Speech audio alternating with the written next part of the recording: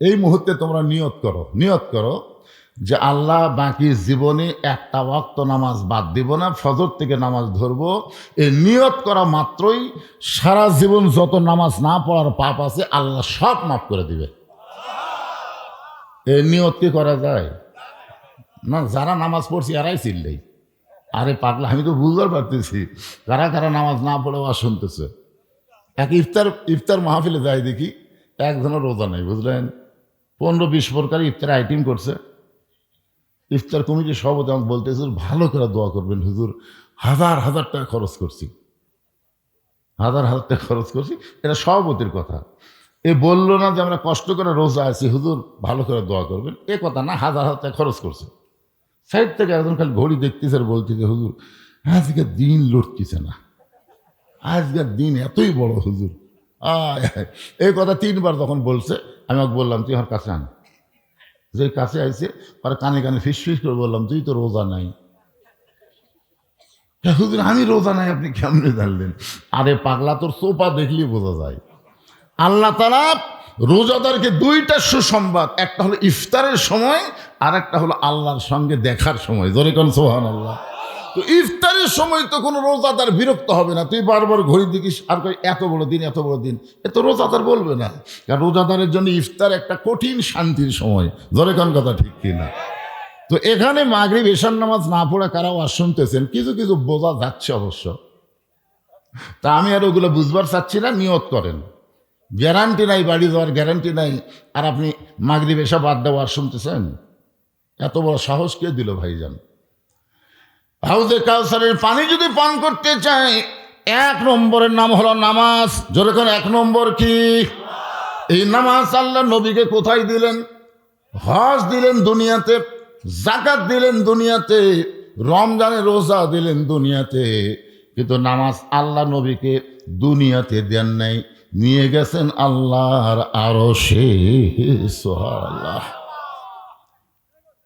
আল্লাহ নবী 5 ওয়াক্ত নামাজ পাওয়ার পরে দুনিয়াতে আবার ফেরত এসে সর্বপ্রথম যার সঙ্গে দেখা হয়েছে, বুঝলেন, তার নাম হলো আবু জেহেল। জোরে কোন তার নাম কি? সর্বপ্রথম নামাজ পাওয়ার পরে নবীর সঙ্গে যার দেখা হলো তার নাম হলো আবু জেহেল। তা আবু জেহেল বলতেছে, বাবা সন্ধ্যার সময় তোমাকে দেখলাম, নবী বলতেছে তুমি সুন্দর, কিন্তু সকালবেলা তুমি এত সুন্দর। আমাদের নবী যে সুন্দর ছিল এই ব্যাপারে সন্দেহ আছে? আবু জেহেল বলতেছে, বাজান সন্ধ্যার সময় দেখলাম তুমি সুন্দর, কিন্তু সকালবেলা এত সুন্দর, মনে হয় তোমার চেহারা দিয়ে আলো ঠিকরে ঠিকরে পড়তেছে। এত সুন্দর হওয়ার কারণ কি? রাসূল বললেন, চাচা সন্ধ্যার সময় সুন্দর ছিলাম, আর সকালবেলা এত সুন্দর হওয়ার পেছনে কারণ হলো আজকে রাত্রেবেলা আমি কাবার পাশে ঘুমিয়েছিলাম। ফেরেশতা জিবরাইল আমাকে ঘুম থেকে চেতন করার পরে জমজমের কূপের পানিতে ওযু করায়া আমাকে বোরাকের পিঠে করে বাইতুল মুকাদ্দাসের ভিতরে আমি 2 রাকাত নামাজের ইমামতি করলাম। 2 রাকাত নামাজ পড়ানোর পরে 7 আসমান পাড়ি দিয়া আল্লাহর আরশে গেলাম। আল্লাহ পাক আমাকে 5 ওয়াক্ত নামাজ দিল। সেই নামাজ নিয়ে দুনিয়াতে ফেরত আইসা সর্বপ্রথম আপনার সঙ্গে আমার দেখা হলো। ওই যে রাতের বেলা আল্লাহর সঙ্গে আমি দেখা করেছি, মেরাজ করেছি। এই কারণেই হয়তো আমার চেহারার মধ্যে নূর প্রজ্বলিত হয়। আপনারা তো সুবহানাল্লাহ কইলেন, কিন্তু আবু জেহেল এই কথা শোনার পর আবু জেহেল বলে, নাউজুবিল্লাহ, আগে মনে করতাম তুমি আধা পাগল, কিন্তু এখন তো মনে হচ্ছে তুমি পুরা পাগল। এই কথা বলে যখন আবু জেহেল নবীর কাছ থেকে যাবার চাই, নবী বলেন, চাচা আপনি আমাকে 1000 বার পাগল বলেন, আমার কোনো সমস্যা নেই, কিন্তু আপনি পাগল বলে কোথায় যাবেন? বলে, অনেক দিন হলে আমি ইস্যু খুঁজতেছিলাম। ইস্যু? সামনে নির্বাচনের আগে কোরআনের দলের বিপক্ষে বহু ইস্যু খুঁজবি। জোরে কোন কথা ঠিক কিনা? সেদিন একজন বলতে, হুজুর আপনারা 71 সালে কি করছেন হুজুর, জনগণকে এটা ভুলে গেছে। আরে পাগলা, তোরা 2 দিনকার বাচ্চা রে। আমার যত চাচা ছিল, বাপ ছিল, দাদা ছিল, তাদেরকে আমি 71 সাল জিজ্ঞেস করে বলতাম, আপনারা কি স্বাধীনতা যুদ্ধের সময় কত বড় ছিলেন? আমার এক দাদা আমার হাতে, তুই ছোট মানুষ, তুই বুঝিস কিসের স্বাধীনতা রে? ওটা তো গন্ডগোলের বছর। আমি আমার এলাকার একটা মুরব্বীর মুখে শুনিনি যে স্বাধীনতার বছর, সবাই কয় গন্ডগোলের বছর। আসলে স্বাধীন হয়নি তো, স্বাধীনতার নামে বাংলাদেশ ভারতের অধীন হয়ে গেছে। ধরে কথা কর না কেন ভাই, স্বাধীন হচ্ছে।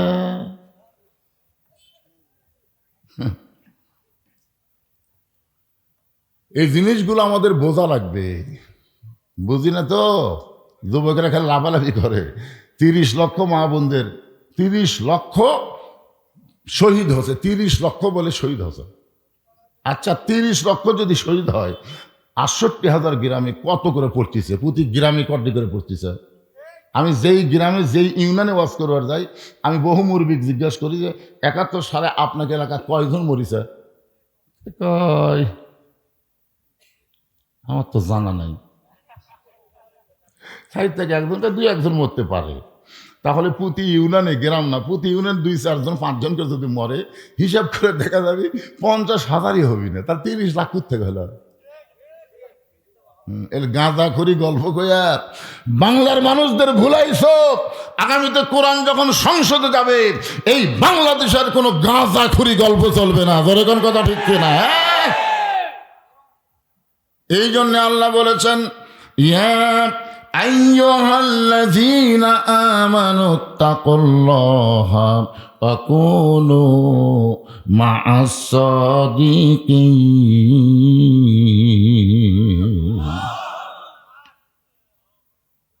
অনেক দিন হলো ইস্যু খুঁজতেছিলাম, কারণ আমি আবু জেহেল কতদিন হলো দেখতেছি কিছু লোক আমার বাড়ির দিক দিয়ে যায়, আমার বাড়ি থুতা দেয়। আমি জানলাতে দেখি আমার বাড়ির থুতা দেয় আর তোর বাড়ির সালাম দেয়। কিছুদিন আমি দেখতেছি আবু জেহেল বলতেছে যে আমার বাড়ির দিকে থুতা দেয় আর তোর বাড়ির সালাম দেয়।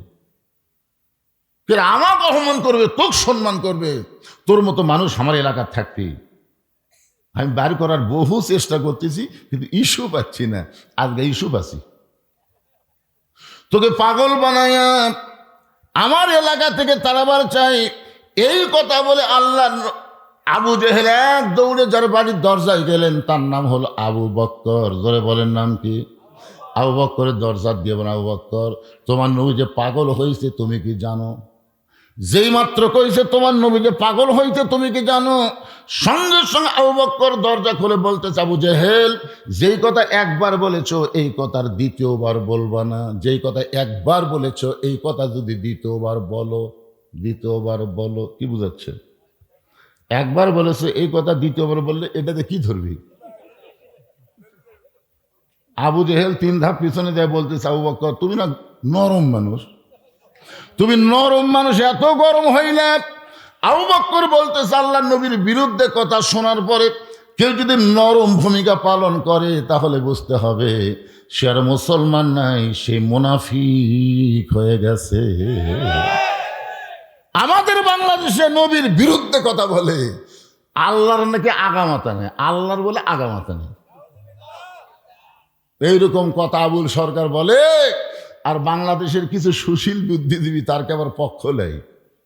আল্লাহর কোরআনের রাষ্ট্র কায়েম হলে একটা নাস্তিকও বাংলার জমিনে থাকবে না। জোরে কোন কথা ঠিক কিনা? তুই ইসলাম মানিস না, তুই থাক। তুই আল্লাহ মানিস না, তুই থাক। কিন্তু আল্লাহ ইসলাম মানিস না, আবার ইসলাম আল্লাহর বিরুদ্ধে কথা বলবি, মানিস না, থাক। বিরুদ্ধে বলার তো কোনো অধিকার নাই। জোরে কোন আছে নাকি? আবু জেহেল বলতে, আবু বক্কর তোমার নবী আমারে কইল আজকে রাত্রেবেলা বাইতুল মুকাদ্দাসে গিয়ে 2 রাকাত নামাজের ইমামতি করেছে, সেখান থেকে 7 আসমান পাড়ি দিয়ে আল্লাহর আরশে গেল। আল্লাহ নাকি তোমার নবীকে 5 ওয়াক্ত নামাজ দিল। আবু বক্কর শোনো, আমি জীবনে 2 বার বাইতুল মুকাদ্দাসে গেছি, যেখানে যাইতে লাগে 30 দিন, আসতে লাগে 30 দিন। আর তোমার নবী কইল আজকে রাত্রেবেলায় নাকি বাইতুল মুকাদ্দাসে নামাজ পড়াইছে। এখন বল আবু বক্কর এই কথাকে বিশ্বাস করা যায়? আবু বক্কর মুচকি হাসিতে বলেন, আবু জেহেল এই কথা যদি আল্লাহর নবী বলে থাকে তাহলে 1 বিন্দু মিথ্যা বলে নাই। আবু জেহেল কয় আমার সকালটাই মাটি রে,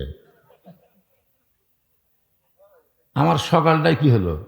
মাটি হয়ে গেল। আমাকে একজন বলতে, হুজুর আপনাকে যে সবচাইতে ওস্তাদ তার যে ফাঁসি হবে আপনি জানেন? মানে আল্লামা সাইদি হুজুর ব্যাপারে আমাকে তিরস্কার করতেছে হাসিনার সময়, যে হুজুর সবচাইতে বড় হুজুরের যে ফাঁসি হবে আপনি জানেন? তখন আমি হাত ধরে বললাম চলো চা খাই। চা খাবার চাই আমি বললাম ভাই রে আমাকে 1 কাপ দাও আর 2 কাপ দুধের চা দাও। তখন আমাকে বলে হুজুর 2 কাপ ফ্যান। বলে তুই আমাকে একটা ভালো খবর দিছিস, হুজুরের ফাঁসি হবে, এই জন্য খুশি হয়ে 2 কাপ। উনি যখন দুধের কাপ মুখত দিছে তখন বলতেছি পাগলা, আল্লামা সাইদ হুজুরের ফাঁসি হবে কিন্তু তোর যে মৃত্যু হবে, যেই কিছু মৃত্যু হবে চুন করছে। চমকা উঠলি কেন? আরে পাগলা ফাঁসির তারিখ আছে রে, মরার কোনো তারিখ নেই। এখন কথা ঠিক কিনা? আপনারা বলেন তো ফাঁসির তারিখ নাই, যে অমুক তারিখে ফাঁসি হবে রাত 12টায়। দেখবেন ফাঁসির আগে নামাজ পড়া, রোজা করা, তৌবা করা, কান্নাকাটি করা সব কিছু করে তারপরে ফাঁসির দড়ি যখন গলার দিবি তখন আবার কলমা শাহাদত, কলমা তাইবা পড়তে পড়তে ফাঁসি কার্যকর হবে। রাসূল বলেছেন শেষ বাণী লা ইলাহা ইল্লাল্লাহ, ও যত বড়ই পাপী হোক আল্লাহ তার জন্য জান্নাতের দরজা খুলে দেয়। কিন্তু তুই যে মরবি তোর মৃত্যু হবে, তুই কি কলমার গ্যারান্টি আছে? আচ্ছা না হুজুর, এখন বল তাহলে কোনটা ভালো? তখন চা খাইতে খাইতে কই এই দিক দিয়ে তো ফাঁসি ভালো। এগুলো পাগলা আর 1 কাপ খাই যাস। ওই দাদা বলতেছে কার কাছে কি খবর দিলাম রে, কাম হলো না রে। যার কাছে আল্লাহর কোরআন আছে, যে রীতিমতো আল্লাহর কোরআনকে তেলাওয়াত করে, তার কাছে কোনো আজে বাজে খবর দিয়ে লাভ নাই। কারণ কোরআন হলো খবরে ওয়াহিদ, 1 নম্বর খবর। জোরে কোন কথা ঠিক কি না? অন্যায়ভাবে যাদের ফাঁসি দেওয়া হলো, আল্লাহর কোরআন বলতেছেন ওয়ালা তাকুলু লিমান ইউকতালু ফি সাবিলিল্লাহি আমওয়াতুন বাল আহইয়াউ ওয়ালাকিন লা তাশউরুন।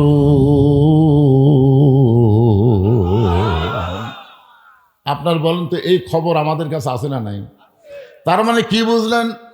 ফাঁসি দেওয়া মানে মরে যাওয়া না, অন্যায়ভাবে হত্যা করা হলো। আল্লাহ বলতেছেন তাদেরকে মৃত্যু বলো না, আমি আল্লাহ বলতেছি তারা জীবিত।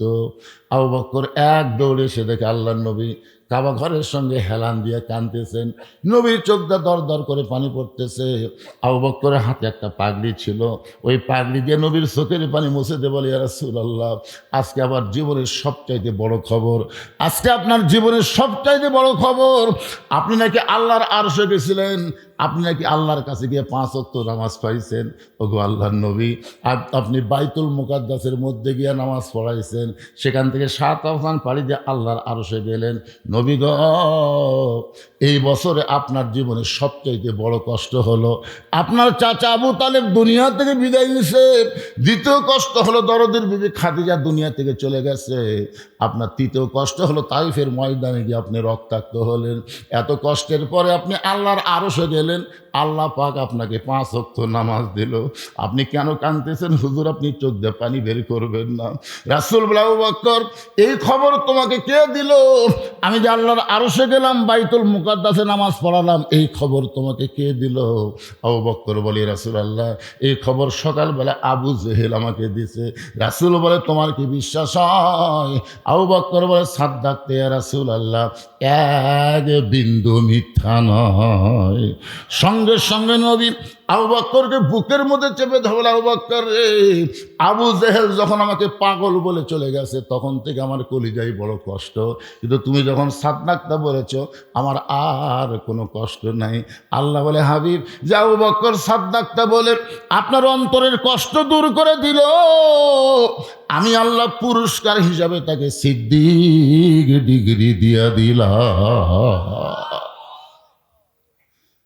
চারিদিক থেকে সাহাবীরা আসা শুরু হয়ে গেল, এসে বলতেছি ইয়া রাসূলুল্লাহ, আপনি নাকি বাইতুল মুকাদ্দাসে নামাজ পড়াছেন, আপনি নাকি 7 আসমান পাড়ি দিয়ে আল্লাহর কাছে গেছেন, আল্লাহ পাক নাকি আপনাকে নামাজ দিছে।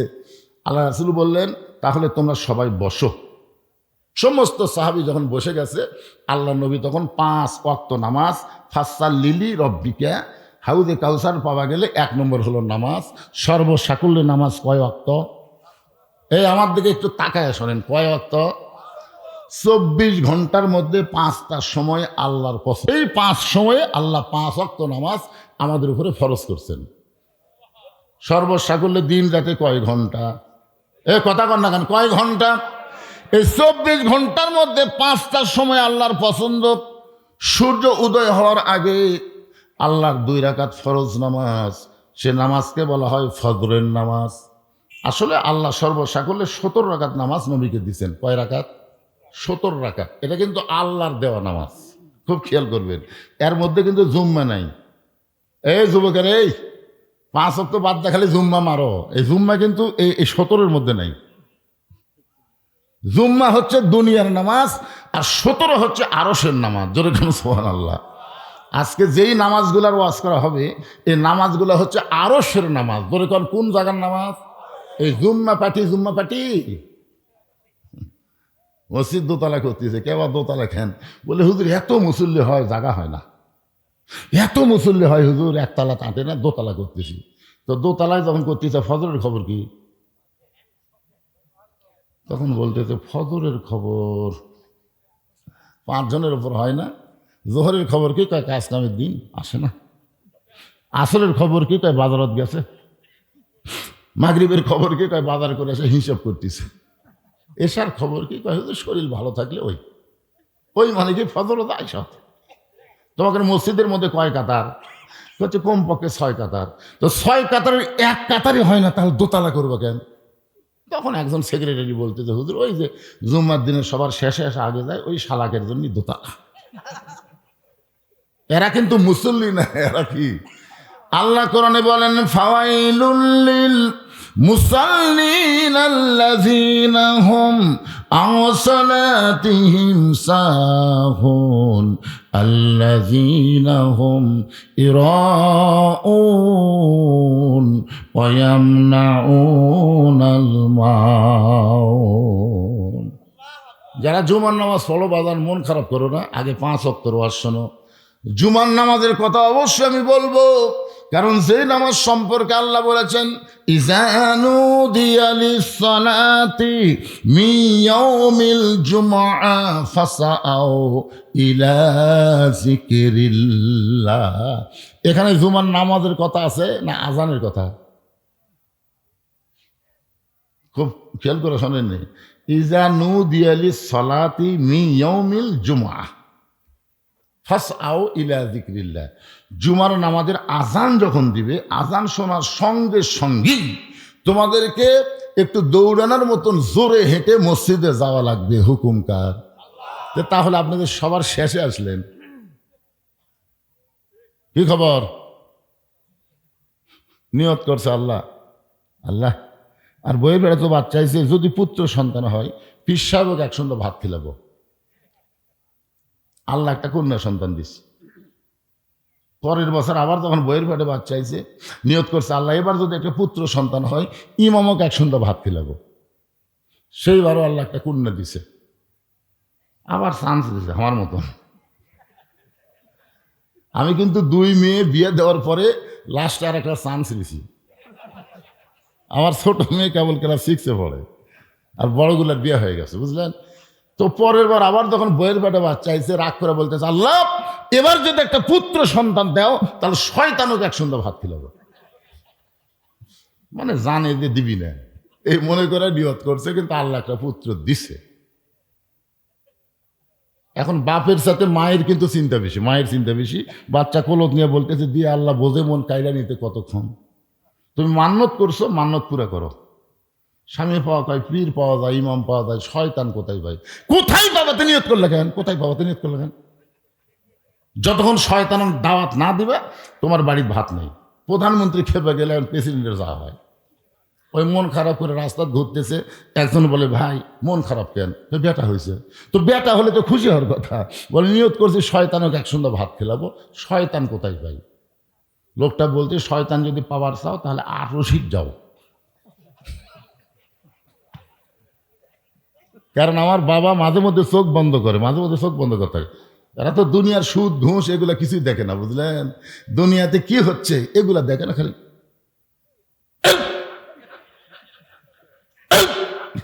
কিছুক্ষণ পর পরে দেই ঝাঁকি, ঝাঁকির চোটে এক মুড়ি পড়ে গেছে। তো বলতেছে বাবা এত জোরে ঝাঁকি দিলেন, ঝাঁকি সহ্য করবার না পারে কাত হয়ে পড়ে গেছে। তখন বলতে চোখ বন্ধ করে দিয়ে কাবার ধারে মুরগি ঘুরতেছে, এর থেকে ইলের ধাক্কায় খেতে দিলেন। তখন হাই রে বাবা কুটি, বাবার কুটি কাবারে। যেই বাবা চোখ বন্ধ করলে গোটা পৃথিবীর খবর বলতে পারে, আমার সেই বাবাই বলতে পারবে শয়তান এখন কোন জায়গায়, যা বাবার কাছে যা। ওই শয়তানকে পাওয়ার জন্য বাবার কাছে গেছে। বাবা কয় খবর কি রে? কয় বেটা হয়েছে। তো বেটা হয়েছে তো নিয়ত কি? বলে শয়তানকে একসঙ্গে ভাত খাওয়াবো। শয়তান খুঁজে পাচ্ছি না, আপনি খুঁজে দেন তো। বাবার হাতে একটা লাঠি ছিল, মারছে বলে, এই তুই নিয়ত করে পারিস না বেটা হলে পীর সাহেব ভাত খিলাবো। পীর সাহেবের নিয়ত করছি বেটি আছে, ইমামের নিয়ত করাও বেটি আছে, শয়তানও খিলে বেড়েছে যে বেটা আছে। ওই বাড়ি খায়া মন খারাপ করে আসতেছে, রাস্তার মধ্যে হুজুরের সাথে ইমামের সাথে দেখা। ইমাম বলে কি বাবার মন খারাপ কেন? বলে বেটা হয়েছে। তো বেটা হওয়া তো ভালো, আলহামদুলিল্লাহ। শয়তানকে ভাত খাওয়ানো নিয়ত করছি। কোথায় গেছিলে? কয় বাবার কাছে গেছিলাম, পিটন দিছে। ইমাম সাহেব বলতেছে বাবা কাবা কিছুই লাগবি না, লাগাতার 3 জুম্মা তুমি খালি মসজিদের শেষ কাতারে নামাজ পড়বে। তুমি খেয়াল করে দেখবে সবার শেষে কে আসলো আর সবার আগে কে গেল। একই ব্যক্তি যদি 3 দিন এই আমল করে, সে মানবরূপী শয়তান, তাকে এক সন্ধ্যা খাওয়ালেই তোমার মান্যত পুরা হবে। যাও তুমি খালি খেয়াল করে দেখবে লাগাতার কয় জুম্মা?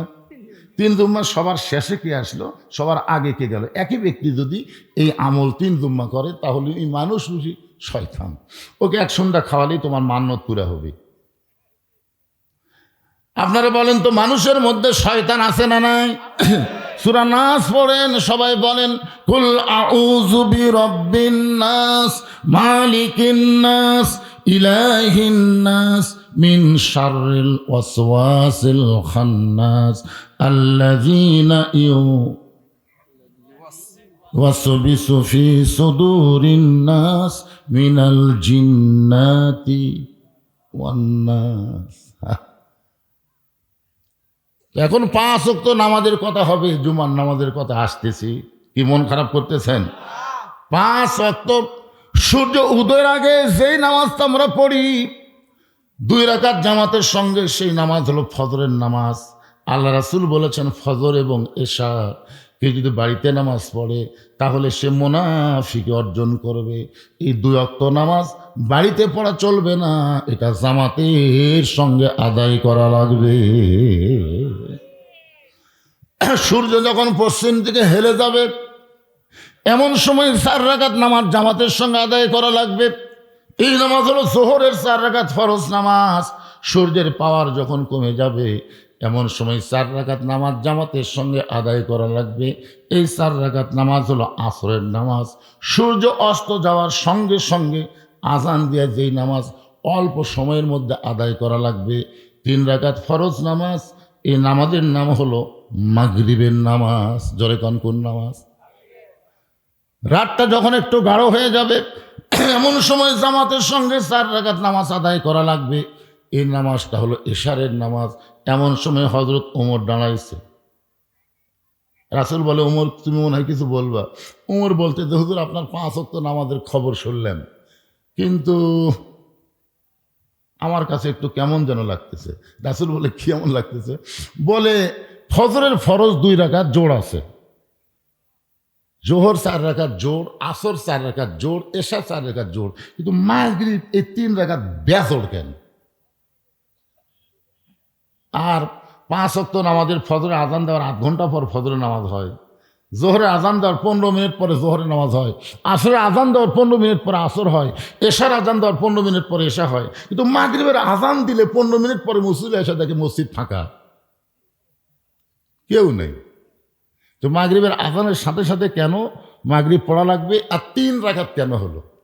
এটা একটু আমার জানবার বিষয়। আপনাকে কি জানবার মন চায়? সঙ্গে সঙ্গে আল্লাহ নবী বলেন ওমর এই মাগরিবের 3 রাকাত ফরজ নামাজ যখন আল্লাহ আমাকে দিচ্ছেন, এমন সময় আল্লাহ বলেন হাবিব আপনার উম্মতেরা মাগরিবের 3 রাকাত নামাজ জামাতের সঙ্গে আদায় করলে আমি আল্লাহ কেমন খুশি হব আপনি কি শুনবেন না? রাসূল বলে আল্লাহ আমি শুনতে চাই। তাহলে আপনার উপর যেই কিতাব নাজিল করেছি ওই কোরআনের মধ্যে একজন নবীকে আমি আলোচনা করেছি, যেই নবীর নাম হলো ইয়াকুব নবী। ধরে বলেন নাম কি? যারা যুবকেরা আছে আমার সঙ্গে একটু গুনগুন করে বলো, ইয়াকুব নবী বাস করিতেন কেনানে সবার চাইতে ভালোবাসতেন ইউসুফকে। ইয়াকুব নবী একদিন নির্জনে আল্লাহর কাছে কাঁদতেছে। ইয়াকুব নবী এই মাগরিবের 3 রাকাত কেন একটু মনোযোগ দিয়ে শুনবেন। নির্জনে কার কাছে কাঁদতেছে? কান্দার বিষয় হলো, আল্লাহ আপনি আমাকে 12টা সন্তান দিয়েছেন, কিন্তু 2টা সন্তান এত ভালো, আর এই 10টা এত খারাপ কেন হলো? সন্তান খারাপ হলে বাপের কষ্ট আছে না নাই? কথা কোন আছে না নাই? একজনের ছেলে নামাজ পড়ে আর আপনার ছেলে সারাদিন টুটু কোম্পানির ম্যানেজার, তাহলে আইডিয়ার মতন ঘুরতেইছে, আপনার খারাপ লাগে না?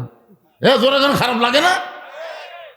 তাহলে আমার 2টা সন্তান এত ভালো, কিন্তু এই 10টা এত খারাপ কেন হলো? আল্লাহ বলে, ইয়াকুব তোমার বউ কয়টা? ইয়াকুব বলতেছে, আল্লাহ আমার বউ হলো 2টা। ইয়াকুব নবীর বউ কয়টা? আল্লাহ রাসূল বললেন, তোমার যে বউ ভালো, সে বউয়ের পেট থেকে যে 2 সন্তান হয়েছে, বনিয়ামিন ইউসুফ, এই জন্যে তোমার এই 2 সন্তান ভালো। আর তোমার যে বউ খারাপ, এই বউয়ের পেট থেকে যে 10টা সন্তান হয়েছে, এই 10টা সন্তানই খারাপ। এখান থেকে প্রমাণ পাওয়া গেল, বাবা যতই ভালো হোক সন্তান ভালো হবে না। সন্তান ভালো হবার গেলে মা ভালো হওয়া লাগবে। কে ভালো হওয়া লাগবে? আপনাকে পর্দার ব্যবস্থা আছে, পর্দার মধ্যে মায়েরা আছে না নাই? জোরে কোন আছে না নাই? আচ্ছা, আপনাকে এলাকায় সত্যি করে বলবেন, আপনাকে এলাকার কি মেয়েরা মাথার চুল বেচায়?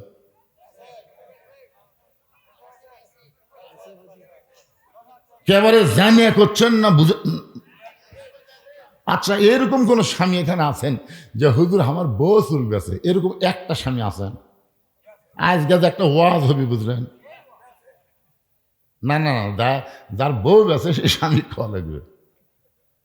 হায় হায়, শোনেন, মেয়ে মানুষ মারা গেলে, আপনাকে এলাকায় মেয়ে মানুষ মারা গেলে কয় কাপড় দেন? 5টা কাপড় দেন না? আপনারা বলেন তো, পুরুষের 3টা, মেয়েদের 5টা। পুরুষের মতোই কিন্তু মেয়েদেরকে 3 কাপড় দেওয়া হয়, কিন্তু আলাদা 2 কাপড় 2টা জায়গার জন্য সেট করা হয়। একটা হলো সিনা বাঁধ, আর একটা হলো মাথা বাঁধ। এখন চিন্তা করেন, যে মেয়েটার মাথা মরার পরে বান্ধা দেওয়া হলো, সেই মেয়েটা জীবিত অবস্থায় মাথার চুল বেচা খেল, এই মেয়েটার রেজাল্ট কি? এই মায়েরা যারা বসে আছেন, একটু মনোযোগ দিয়ে শোনেন। তার চুল কিভাবে বেচে জানেন? 1 টাকা এইদিকে দেয়, এইদিকে চুল দেয়। 1 টাকার সমান চুল হলে 200 টাকা। হাই রে চুলের দাম রে! এই যে 10,000 টাকা, এই সব জানে 10,000 টাকা কেজি। সামান্য একটু চুল কম আছে, এখন ফেরোওয়ালা বলতেছে, ভাবি 1 টাকার সমান হতে আর সামান্য লাগবে। তো বলতেছে, ভাই রে, সারা সপ্তাহ তো আমি ছিঁড়িছি রে। মানে আপনি যে প্যারাশুট তেল কিনা দিয়েছেন, 2 তেল কিনা দিয়েছেন, ওটা গেলে হাওয়া, লাভ নেই। সারা সপ্তাহ ছিঁড়িছে, ছিঁড়া তো এই হলো। ভাবি আর সামান্য।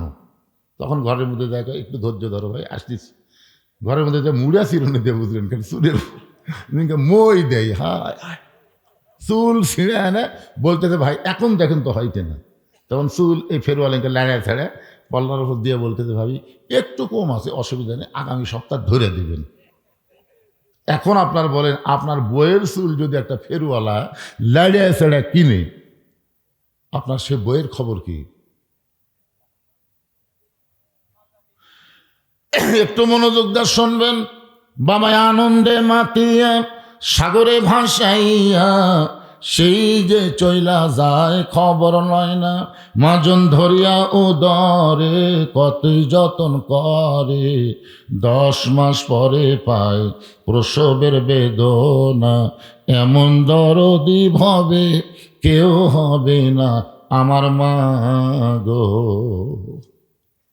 একেবারে রক্ত মাখা জামা ওই 10 জন ইয়াকুব নবীর কাছে নিয়ে আসছে। মাগরিবের 3 রাকাত নামাজের কথা বলতেছে, একটু মনোযোগ দেন। রক্ত মাখা জামা নিয়ে আসছে, এসে বলতেছে, বাবা বহু চেষ্টা করছি, ইউসুফকে বাঘের হাত থেকে বাঁচাবার পারিনি, কিন্তু জামা বাঁচাছি। কি বাঁচাছা? ইয়াকুব নবী তাকায় দেখে জামা খালি রক্তে মাখা, কিন্তু বাঘ যে ধরিছে তার কোনো চিহ্নই নেই। আপনি ইউসুফকে ধরার আগে ইউসুফকে জামা খুলে ধরিছে না জামা সহ ধরছে? তো জামাত রক্ত মাখা আছে, কিন্তু ছেঁড়া নেই, কিছু নেই। ইয়াকুব নবী বুঝবার পারলেন এই 10 জন সন্তান ইউসুফের ব্যাপারে ষড়যন্ত্র করতেছে। তিনি ঘরের মধ্যে জামা নিয়ে গিয়ে আল্লাহর কাছে 2 হাত তুলে বললেন, আল্লাহ, আমার ইউসুফ যেখানে আছে তুমি তাকে হেফাজত করো। আপনার বলেন তো, বাবার দোয়া সন্তানের ব্যাপারে আল্লাহ কবুল করে কি করে না? আমি কিন্তু বাবার কথা বলেছি। এখানে আবার অনেকে দয়াল বাবা চিন্তা করবেন না, কারণ আমাদের বাংলাদেশে নিজের বাবার চাইতে দয়াল বাবাকে অনেকে বেশি ভালোবাসে। ধরে কারণ কথা ঠিক কে না? আমার দয়াল বাবা কলা খাবা, এরকম গান আছে না নাই? আর একজন বক্তা আছে, ওর কাছে খালি বাবার ফ্যাক্টরি। এরকম একটা বাবা আমাদের বাংলাদেশ বক্তা নাই, দয়াল বাবা, কেবলা বাবা, বাবা, শালি বাবা, বাবা, খালি বাবার বাবা। শোনেন, 3টা বিষয়ে 3জন বাবাকে আপনারা খুব মজবুত করে রাখবেন। একটা হলো আদি পিতা আদম আলাইসাল্লাম, একটা হলো জাতির পিতা ইব্রাহিম আলাইসাল্লাম, আর একটা জন্ম দেওয়া বাবা। এই 3টা বাবা 2 করা যাবে না। কেউ যদি বলে আমার জাতির পিতা 2টা, বুঝবেন ওর জাতির মধ্যে ভেজাল আছে। আদি পিতা 2টা বলা যাবে না, 2 বাপে জন্ম দিয়েছে এটাও বলা যাবে। ইয়াকুব নবী আল্লাহর কাছে ফরিয়াদ করলেন, আল্লাহ দোয়া কবুল করলেন। ইউসুফকে কূপের মধ্যে ফেলে দিয়েছে। বণিকেরা যাওয়ার সময় পানি তৃষ্ণা লাগলো, ওই কূপের মধ্যে গিয়ে দেখে পানির উপর একটা পূর্ণিমার চাঁদের মতন সন্তান আছে। ওই সন্তানকে তুলে সবাই বলে আমি নিব, আমি নিব। বণিকের সর্দার বলে তাহলে টুকরা টুকরা করে নেওয়া লাগবে। বলে টুকরা টুকরা না, একে বিক্রি করে যেই টাকা হবে সেই টাকা আমরা ভাগ করে নেব। এখন ইউসুফ ছোট্ট মানুষকে বাজারে বিক্রি করতে নিয়ে যায়। 2 জন খরিদ্দার বাজারের মধ্যে ঘুরতেছে। ওই সময় মানুষ বেচা কেনা হইতো। ইউসুফের দিকে তাকায় জুলাইখা পাগলি হয়ে বলতে, স্বামী গো, এই যে ফুটফুটে সন্তানকে আমি গ্রহণ করতে চাই, এই সন্তানকে আমি গ্রহণ করতে চাই। বণিকের সর্দার মনে মনে চিন্তা করে, মেয়ে মানুষ যখন কোনো জিনিস পছন্দ করবে তার দাম বেশি চাইলে কোনো সমস্যা। আপনি বগলে যদি জয়পুরহাট যান, আপনি ঠকিছেন। আপনি বগলে কাপড় কিনবার যাবেন, একেবারে 600 টাকা কাপড়ের দাম 1200 টাকা চাবি। আর এরকম কাপড় বাড়ি করে ভাবি এইটা আমার মানবি, ভাবি আরে হায়। এই জন্যে মেয়ে মানুষ কোনো জিনিস পছন্দ করলে দাম বেড়ে যায়। যখনই বণিকের সর্দার বুঝবার পারছি ইউসুফরে পছন্দ করছে একজন নারী, তার নাম হলো জুলাইখা। জোরেকার নাম কি? 1 লক্ষ স্বর্ণ মুদ্রা। আজিজ মিসর বলে কি এত কি এর দাম হয়? জুলাইখা বলতেছে, বহু বছর সংসার করলাম, এখন পর্যন্ত সন্তান দিবার পারল না। একটা সন্তান কিনবার চাই, এখানে তোমার টাকা বাজলো কোন জায়গায়? 1 লক্ষ স্বর্ণ মুদ্রা দিয়া ইউসুফকে জুলাইখা কিনে নিয়ে বাড়িতে যায়। নিজের সন্তানের মতন তাকে লালন পালন করে, নিজের সন্তানের মতোই লালন পালন করে। কিন্তু এক সময় ইউসুফ বড় হচ্ছে। সুবহানাল্লাহ খান। আচ্ছা বলেন, একটা পুরুষ মানুষ একটা ছেলে বড় হলে, একটা বালক যদি, একটা ছেলে যদি বালক হয়, তার মধ্যে কিছু সিমটম দেখা যায় না? কথা কানা যায় না? আমরা তো অনেক সময় না বালক হয়ে থাকতে চাই। খুব খেয়াল করবেন, একটু পুরুষ হচ্ছে পুরুষ। এই জন্য আল্লাহ রাসূল বলেছেন, দাড়িমোট যতদিন বাচ্চাদের না উঠবে, সেই বাচ্চা যদি পর পুরুষ হয়, দুলা ভাইয়ের সাথেও শালা থাকা যাবি না। আমার কথা কি বুঝতে পারলেন? দাড়িমোট যতক্ষণ না উঠবে ততক্ষণ মেয়া মেয়া লাগে। যখন কি লাগে? মেয়ার মতন লাগে। ভাইজান, আপনি সামনে বসে তার মন খারাপ করেন না, অসুবিধা নেই। একটা পুরুষ মানুষের একটা ঢপ আছে তো, একটা চেয়ারে নাই? যখন আছে না নাই? কথা কর না। ইউসুফের দাড়ি মোজ গজাইছে, যেই পুরুষের মতন ইউসুফের চেহারা হয়েছে। এমন সময় জুলাইখা ইউসুফের দিকে তাকাই, মিন শাররিল ওয়াসওয়াসিল খান্নাস, ভিতরে শয়তান বলতেছে, জুলাইখা তোর আজিজ মিসর বুড়া হয়ে গেছে, কি টকবগা যুবক। ও জুলাইখা, ইউসুফ তো তোর নিজের কেউ না, আজ থেকে নিজের করে নাও ভালোবেসে। জুলাইখা ইউসুফের চেহারা দিকে প্রেমে পড়ে যেই মাত্র ইউসুফের গায়ে হাত দেয়, সঙ্গে সঙ্গে ইউসুফ বলতেছে, হারাম হারাম। জুলাইখা চমকে গেছে, কিসের হারাম? ইউসুফ বলতেছে, এভাবে আমার গায়ে হাত দিবেন না। এতদিন আপনি আমাকে লাড়াচাড়া করেছেন, তখন আপনার শরীরের মধ্যে কোনো গরম পাই নাই, কিন্তু আজকে কিভাবে আপনি আমার গায়ে হাত দিলেন? আমার দেহে কেন গরম লাগতেছে? কুল্লু নাবিউন মাসুমাইন, আল্লাহ প্রত্যেকটা নবীকে বেগুনা মানায় দিছে। ধরে কেন সুবহানাল্লাহ। জুলাইখা চিন্তা করে দেখে সোজা আঙ্গুলে ঘি উঠবে না, আঙ্গুল বাঁকা করা লাগবে। আঙ্গুল বাঁকা করার জন্য জুলাইখা ইউসুফকে নিয়ে গেলেন নির্জন ঘরে।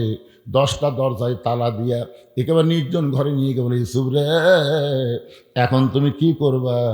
লক্ষ্য করে দেখো, তুমি আর আমি ছাড়া কেউ নাই, আমার মনের বাসনা পুরা করা লাগবে। ইউসুফ চোখের পানি বের করে বলতেছেন, ইন্নী আখাফুল্লাহ, আমি আল্লাহকে ভয় করি। আমি কাকে ভয় করি? জুলাইখা বলতেছে, এখানে কেউ নাই, তুমি আর আমি কেউ নাই। ইউসুফ বলতেছে, কেউ না থাকলেও আমার আল্লাহ সব দেখবে। এই কথা বলে ইউসুফ যখন পালাবার চায়, জুলাইখা চিন্তা করতেছে, যতই পালাবার চাও, দরজার তালা মারছি, চাবি আছে আমার হাতে। নাসরুম মিনাল্লাহি ওয়া ফাতহুন করিব ওয়াবাশশিরিল মুমিনিন।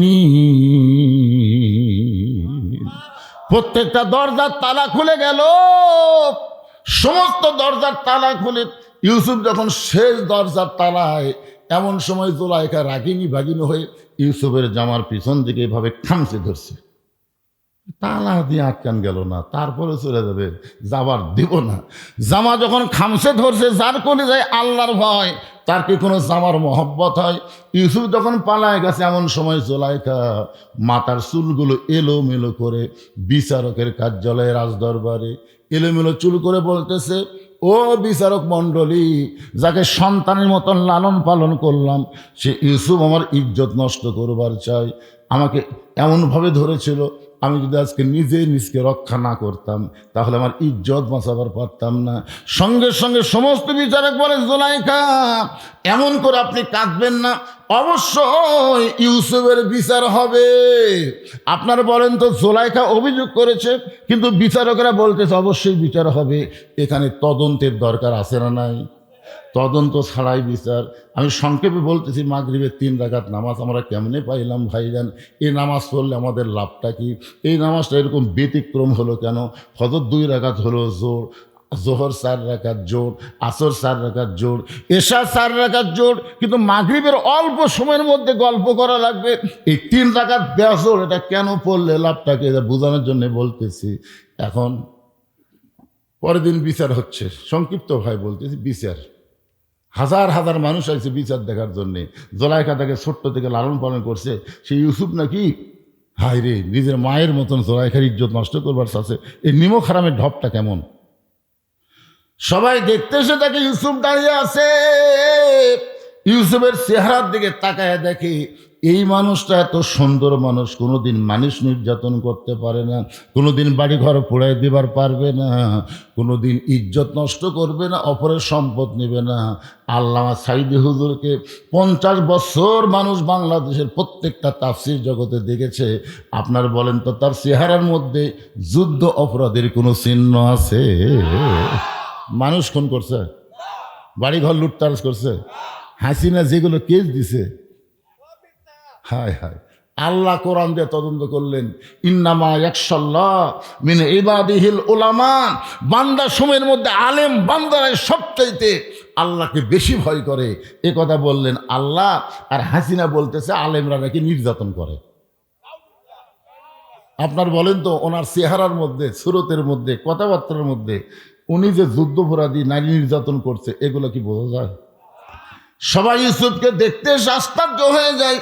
এত সুন্দর মানুষ, এত সুন্দর মানুষ ওই জুলাইখার ইজ্জত নষ্ট করবে, এটা বিশ্বাস হয় না। এমন সময় প্রধান বিচারপতি বলে, ইউসুফ, যিনি তোমাকে সন্তানের মতন লালন পালন করলো, আর তুমি তার ইজ্জত নষ্ট করবার চাও, তুমি এমন নিমক হারাম হয় না কেন? এই কথা প্রধান বিচারক বারবার যখন বলতেছে, এমন সময় মায়ের কোল থেকে 2.5 মাস, কোনো কিতাবে লিখছে 3 মাসের একটা বাচ্চা জবান খুলে বলতেছে, রে প্রধান বিচারপতি, শুধু জুলাইখা অভিযোগ করলো আর তোমরা ইউসুফের বিচার শুরু করলে। অভিযোগ শুনে বিচার করলে হবে না, তদন্ত করা লাগবে। বিচারপতি কয়, কে রে? এটা কে রে? কে কথা বললো রে? তখন এক মা বলতেছে, আমার এই বাচ্চা 2.5 মাস বয়স। কি কথা কয়? প্রধান বিচারপতি বলতেছে, তা আমার কাছে নিয়ে আসো।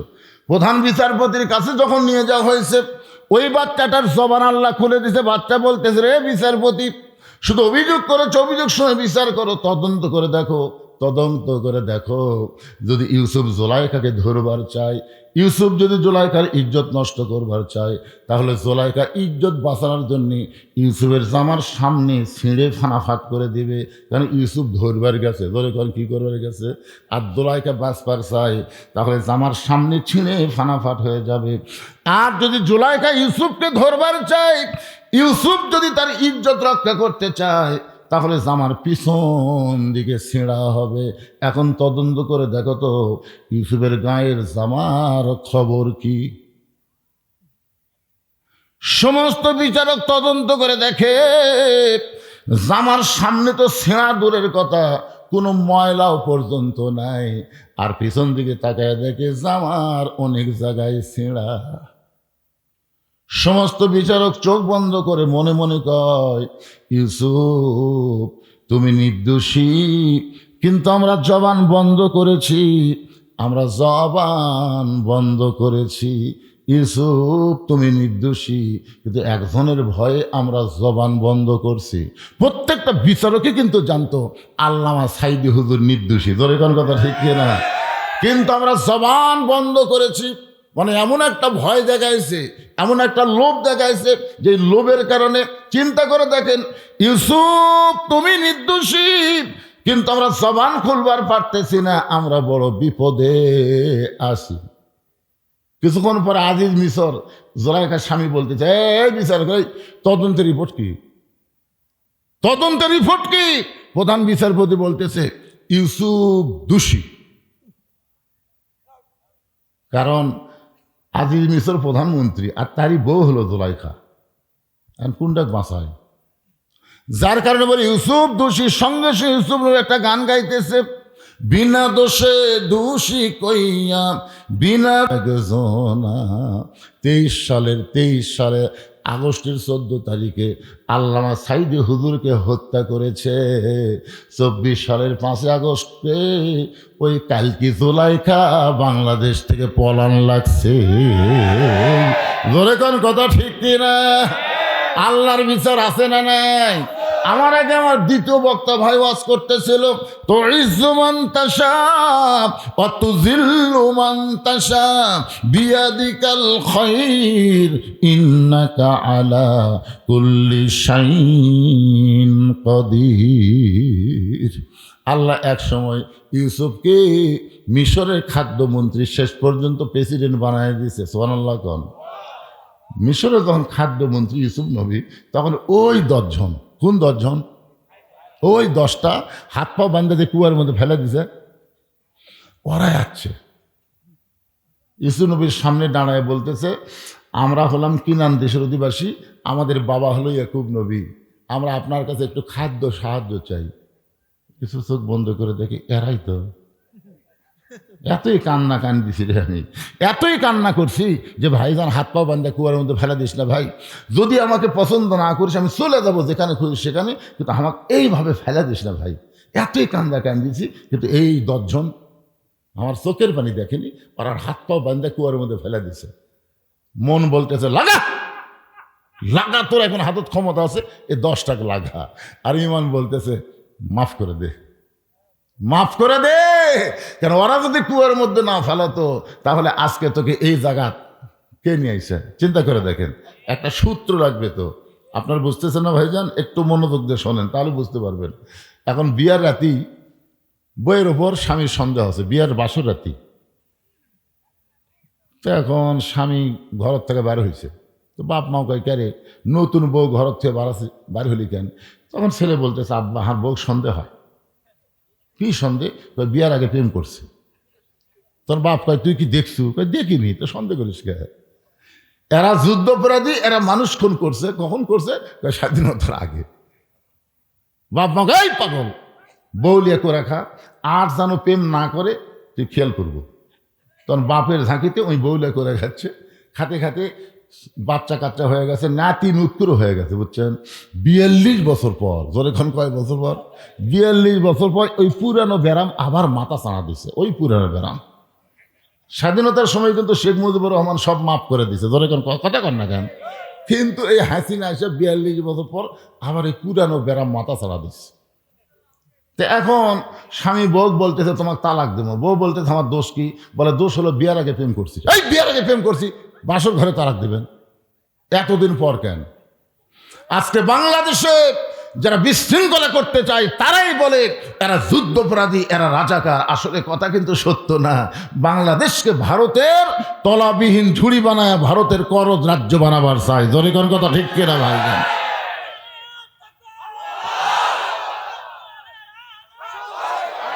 লিল্লাহে তাকবীর।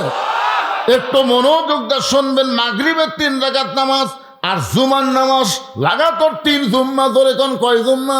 বারান্দায় নামাজ পড়বি, সর্বশেষে যেই লোকটা আসবে, সর্বশেষে যেই লোকটা আসবে আবার সর্ব আগে যেই লোকটা যাবে, 3 জুম্মা যদি একই আমল করে তাহলে সে মানবরূপী শয়তান। তাকে 1 সন্ধ্যা খাওয়ালেই তোর মান্নত পুরা হবি। মনে আছে না? ভুলে গেছেন? আমি কিন্তু কোনো ওয়াজ বলবো না।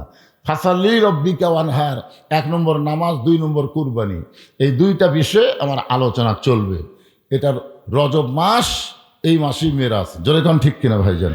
মাগরিবের 3 রাকাত, জোহরের এশার 4 রাকাত, ফজরের 2 রাকাত, তার জোহরের 4 রাকাত, আসরের 4 রাকাত, এই 17 রাকাত নামাজ নিয়ে নবী সাহাবীদের নিয়ে যখন আলোচনা করতেছেন, এমন সময় আবু জেহেল গ্রুপ নিয়ে হাজির। কি নিয়ে হাজির? আবু জেহেলের কিন্তু গ্রুপ আছে, গ্রুপ নিয়ে হাজির। এই গ্রুপের মধ্যে একজন তেলতালা নাম হতো, নামাজের কথা বলতেছে, এখন মাগরিব শুরু করছে। এই সময় তোদেরকে এখানে আসতে বলছে কে? আল্লাহ রাসূল যদি বলতো ওমর সকালবেলা আবু জেহেল পাগল বানা গেছে, পাগল কয়ে গেছে, এখন গ্রুপ লিয়াচ্ছে, তুমি ধরো। নবী যদি বলতো ধরো, তাহলে একটা কাফেরের বাচ্চা বাঁচবি? দেখেন নেতা কাক কয়, বুঝলেন? আল্লাহ নবী বলে ওমর এজলেস, ওমর তুমি বসো, ওমর তুমি বসো। ইসলামী আদর্শের নেতা তারাই হবে যারা কর্মীকে উস্কায় দেয় না, বরং কর্মীকে বসায়া দেয়। আজকে বাংলাদেশে ইসলামী আদর্শের নেতার যে কর্মী আছে, খালি ধরবার করলে একটার বিসিও বাংলাদেশে থাকবি না। ধরে কর কথা, একটার বিসিও থাকবি না। কিন্তু খালি কয়, এই যে দেখেন, এই যে আসন বন্টন নিয়ে দেখছেন, আসন বন্টনে কি হলো? হ্যাঁ, এতদিন ধরে যারা কাজ করতেছে, খালি আমির বলতেছে তোমাকে ওখানে দেওয়া গেল, অমুককে দেওয়া হবে। উনি বলতেছেন উপর থেকে নির্দেশ যা হবে তাই, আমার এখানে আপত্তি। হাই হাই, কি নেতা মানার সিস্টেম রে! আর এটি আইজাকারে নমিনেশন দিয়ে দিয়েছে, একদম মশাল মিছিল, আর একদম ই মিছিল, ও মারো ধরো। এগুলা মানুষের দল, এগুলা আল্লাহর দল না। আল্লাহর দলের কিছু সৌন্দর্য আলাদা আছে। জোরে কোন কথা ঠিক করে? রাসূল বলে ওমর এজলেস, বসো। উমর ফারুক যখন বসে গেছে, নবী আমার 2 হাত বাড়ায় বললেন, ও মক্কার সম্ভ্রান্ত ব্যক্তিরা, আপনার যখন এসেছেন তাহলে আপনারা বসেন, আমি 5 ওয়াক্ত নামাজ নিয়ে কথা বলতেছি। এমন সময় আবু সুফিয়ান বলতেছে, আমরা তোমার নামাজের ওয়াজ শুনতে আসি নাই, আমরা তোমার নামাজের ওয়াজ শুনতে আসি নাই। রাসূল বললেন তাহলে কি জন্য আইছেন? আবু সুফিয়ান বলতেছে, আমাদের নেতা আবু জেহেল 2 বার বাইতুল মুকাদ্দাস ভ্রমণ করেছে, 2 বার বাইতুল মুকাদ্দাসে গেছে। আমাদের জানবার বিষয় হলো বাইতুল মুকাদ্দাসের দরজা জানলা কয়টা? আমাদের জানার বিষয় হলো বাইতুল মুকাদ্দাসের দরজা জানলা কয়টা?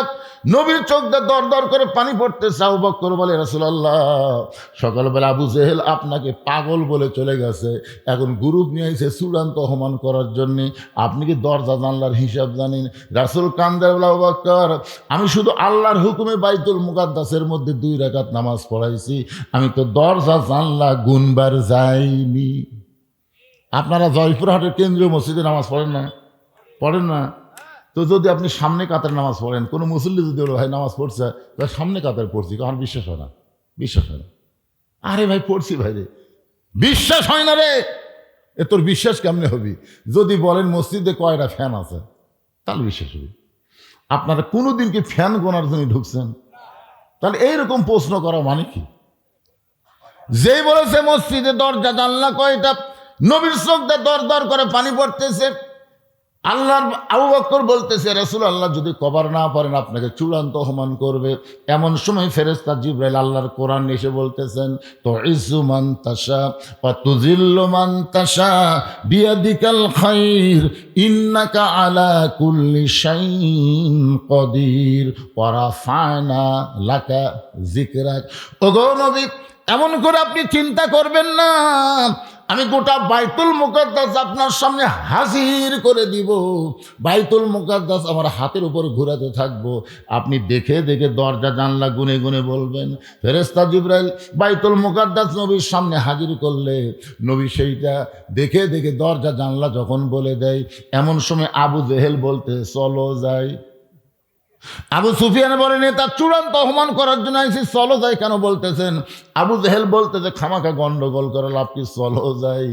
আবু সুফিয়ান চিন্তায় পড়ে গেল, এই চলো যাই মানে বোঝা লাগবে, পিছনে পিছনে যাই। তার বলে নেতা এই চলো যাই মানে কি? বলে ঘরের মধ্যে চল।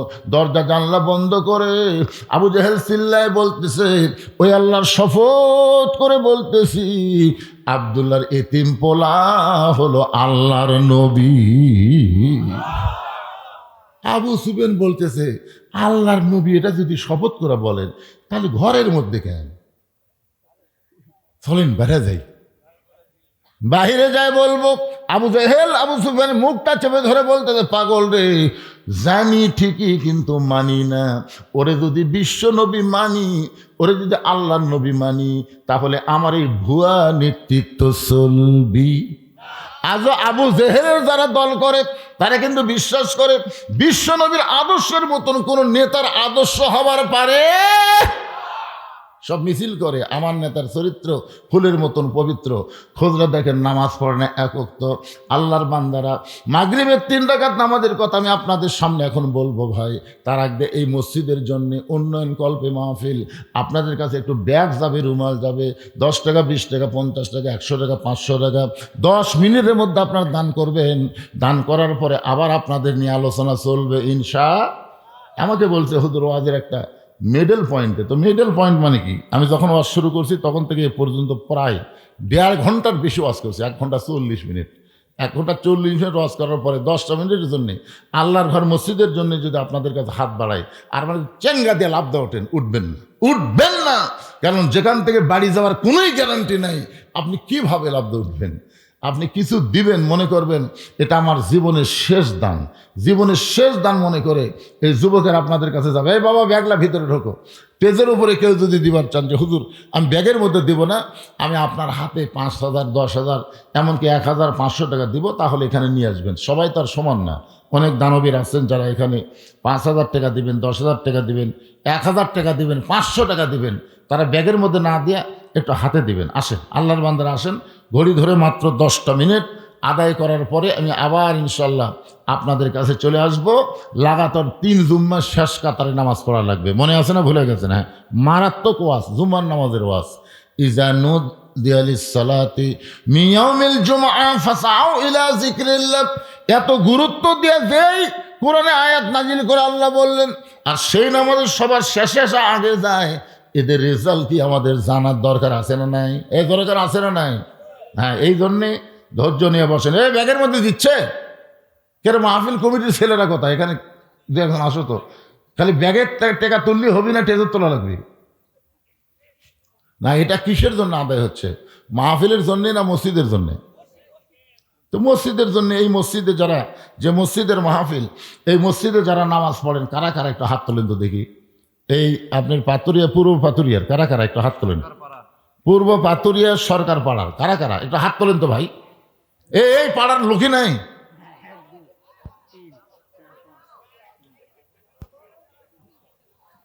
এই যে এটি একজন হাত তুলে আছে। আচ্ছা, যারা এই পূর্ব পাতুরিয়া সরকার পাড়া বাদ দেয় অন্য পাড়ার, তারা হাত তোলেন তো দেখি। মানে সব লোকে বেড়ার। আচ্ছা, হাত নামান। তো এই যারা মাহফিল করলো এরা গেল কোথায়? হ্যাঁ, এই ছেলেরা কোথায় গেছো বাবা? আজকের মাহফিলের সম্মানিত সভাপতি জয়নাল আবেদিন সাহেবকে কিছু দিবেন আপনি?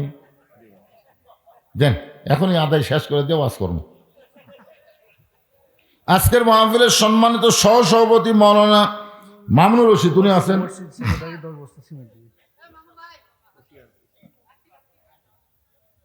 মসজিদের কি সেটা কি?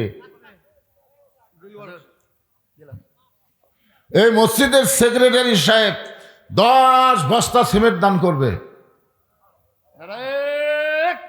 লোকই নাই। এ পূর্ব পাথরের লোকই নাই, এরা কি কবি, বাইরের লোক আর কি কবি? এই মসজিদের সভাপতি কে রে? মসজিদের সভাপতি কে? এই মসজিদ কমিটির সভাপতি কোনটা? কোনটা হুজুর? এই হুজুর কি দিবেন আপনি কোন?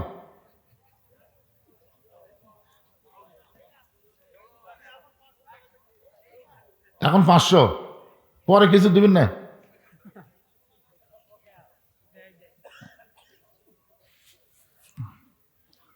এই যুবকেরা যে এত সুন্দর করে ডেকোরেশন করছে, মাহফিল করতেছে, এই টাকাগুলো কি আগে আদায় করছে? এই গ্রাম থেকে কি আগে আদায় করছে? যদি করে থাকে নতুন করে বারবার শোনেন, মসজিদের মাহফিল তো বাইরের লোকেরা আসে ওয়াজ শুনবেন, এদের কাছ থেকে টাকা পয়সা নিলে মন খারাপ করে। আপনাদের মসজিদ আপনারা সাইজ করবেন। প্রত্যেক পাড়ায় পাড়ায় মসজিদ আছে না নাই? জোরে করে আছে না নাই? হ্যাঁ, প্রত্যেক পাড়ায় পাড়ায় মসজিদ আছে, যার পাড়ার মসজিদ তাই সাইজ করবেন। এখানে আপনারা বাইরে থেকে বেশিরভাগই লোক আছেন, গ্রামের লোকই নাই। তো সভাপতি সাহেব 500 টাকা দিবেন। আজকের মাহফিলের সভাপতি সাহেব দান করছেন, সভাপতি উঠে গেল নাকি? এতে তাই বসে আসলো, সেটা কোনটা?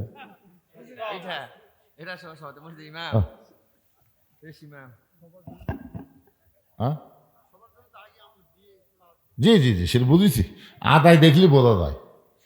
সবাই একটু দরুদ পড়েন, আল্লাহুম্মা সাল্লি আলা সাইয়্যিদিনা মাওলানা মুহাম্মদ ওয়া আলা আলি সাইয়্যিদিনা শাফিআনা। আমার মায়েরা যারা পর্দার অন্তর আছেন, মা, ইসলামের জন্য সর্বপ্রথম যিনি সব কিছু আল্লাহ রাহে দান করেছেন তার নাম হলো খাদিজাতুল কুবরা। নবীর দরদের বিবি খাদিজার সঙ্গে জান্নাতে যাওয়ার জন্যে আপনারা আল্লাহর ঘর মসজিদে দান করবেন। আমি মেয়েদের বলে দিলাম, মেয়েদের কাছে আপনারা যাবেন, মেয়েরাও দান করবে। আর আপনারা যারা ভিতরে আদায় করলেন, এই ব্যাগগুলো নিয়ে টেজর চলে আসেন। এখনই আদায় শেষ করা দেওয়া হলো, এই বেশি আদায়ের দরকার নেই, আগে আদায় হয়েছে। সভাপতি সাহেব বলছে যে আমাদের গ্রামে আগে আমরা আদায় করছি। তো যাই হচ্ছে, যেটাই হচ্ছে, এটা আল্লাহর রহমত ইনশাল্লাহ।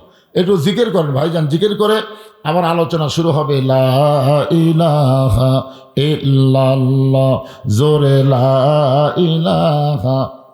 ভাইজান কোন গ্রামে?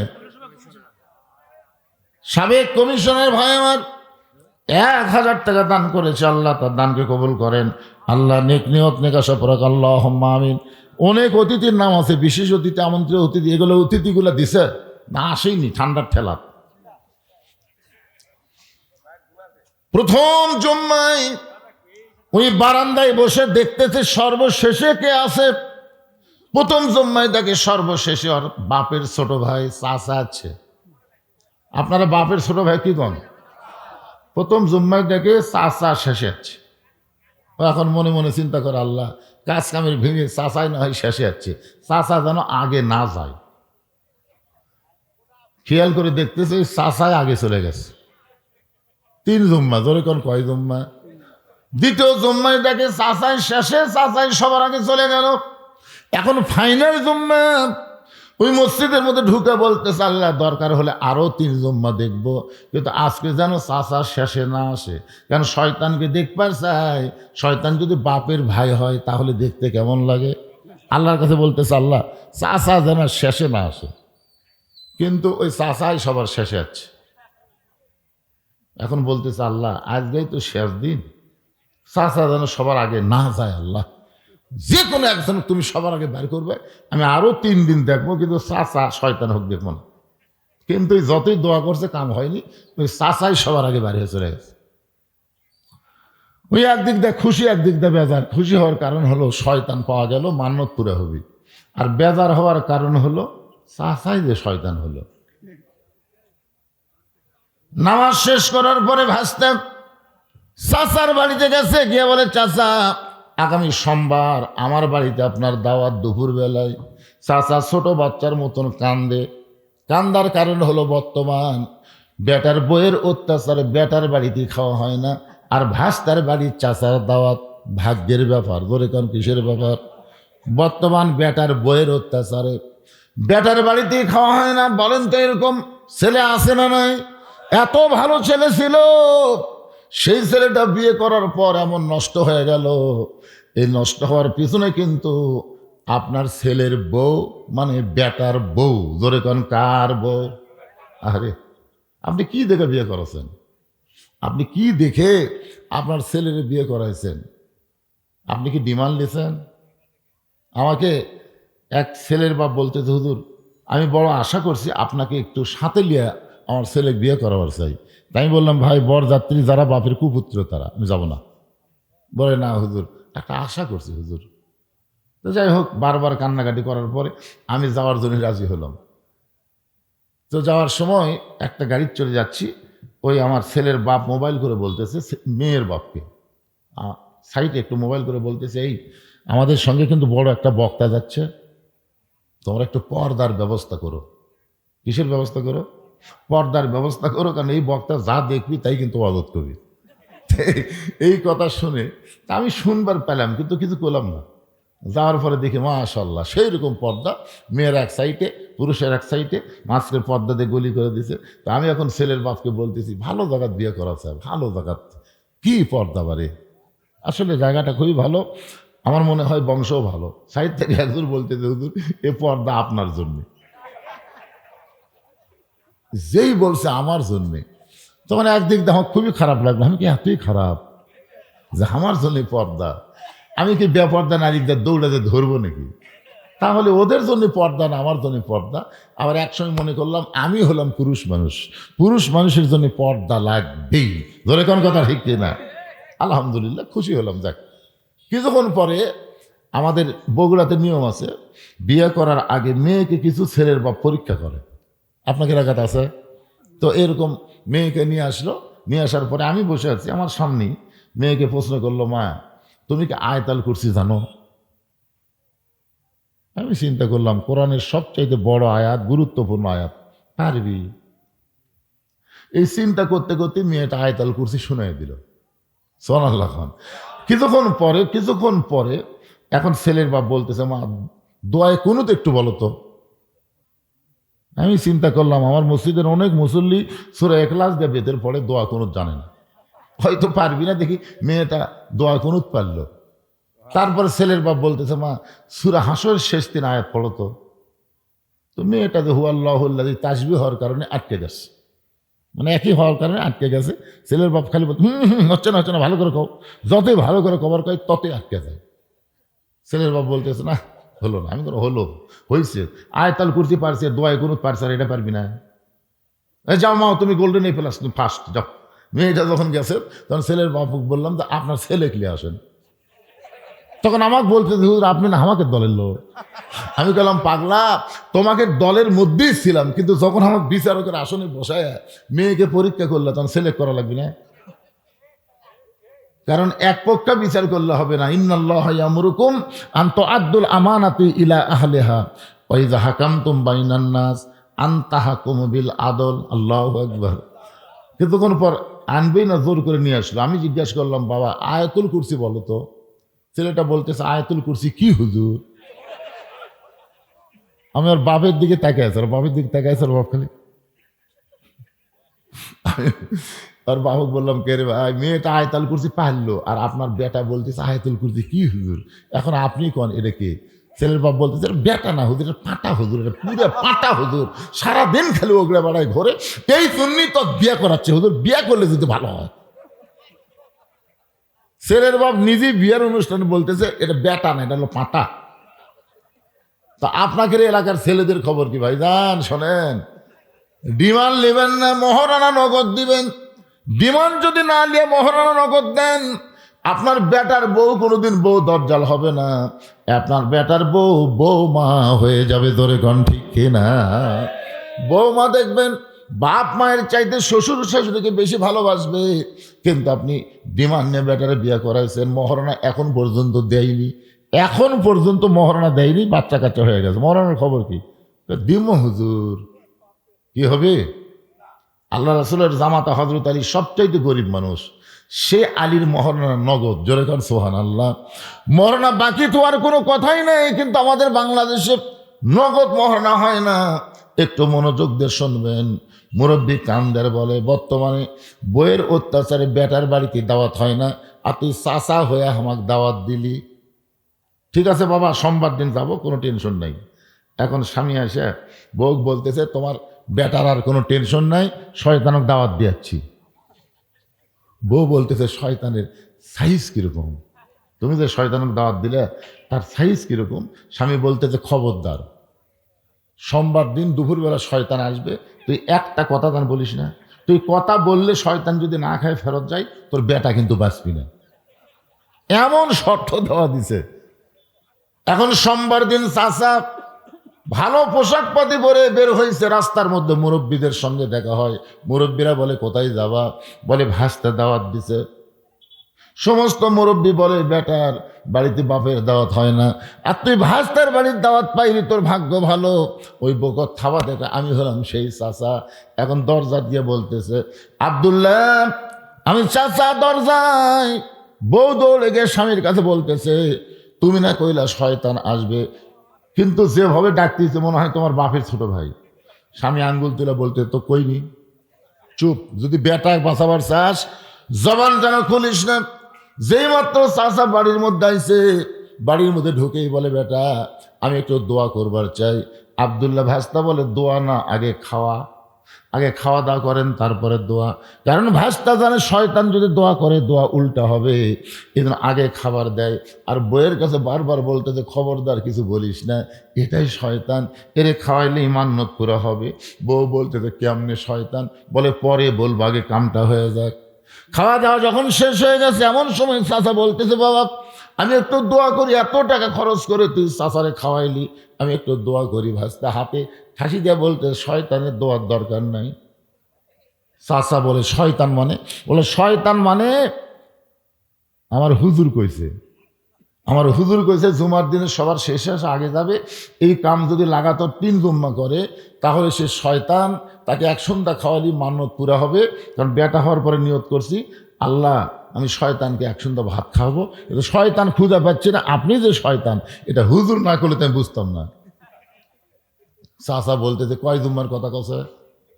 বলে, 3 জুম্মা। আমি যেদিন থেকে নামাজ শুরু করছি সেদিন থেকে একই কাম করতেছি, সবার শেষে যাই আগে আসি। ভাস্তাকারী, তাহলে কি হলো রে? 3 জুম্মা যদি শয়তান হয়, তাহলে 100 জুম্মাত কি হবে? 200 জুম্মাত কি হবে? যারা এখানে জুম্মা নামাজ পড়তেছেন ভাইজান, 5 ওয়াক্ত পড়েন না, আপনাদের খবর কি? হাসির কথা না। মসজিদের উন্নয়ন কল্পে মাহফিল। মসজিদের উন্নয়ন মানে মসজিদ টাইস ফাইজ দিয়ে সেরকম সাইজ করা না। মসজিদের উন্নয়ন হচ্ছে মুসল্লি কালেকশন করা। জোরে কথা কন না কেন? মুসল্লি কালেকশন হবে জুমার দিনে। ইমাম সাহেব খুতবা দেবে। ইমাম সাহেব যখন খুতবা দেয়, ওই খুতবাটা আমাদের বাংলাদেশে বিশেষ করে হানাফি মাযহাবের মধ্যে আরবিতে খুতবা দেয়, মুসল্লি বুঝবার পারে না। এই জন্য খুতবার আগে বাংলা দিয়া ওই খুতবার উপরে তাফসির করে বোঝানো দরকার। জোরে কোন ঠিক কিনা? যেরকম এখানে একজন বলল, বর্তমান প্রেক্ষাপটকে সামনে নিয়ে হুজুর যেন তাফসির করে। বর্তমান প্রেক্ষাপট কি? 12ই ফেব্রুয়ারি। বর্তমান প্রেক্ষাপট কি? 12ই ফেব্রুয়ারি।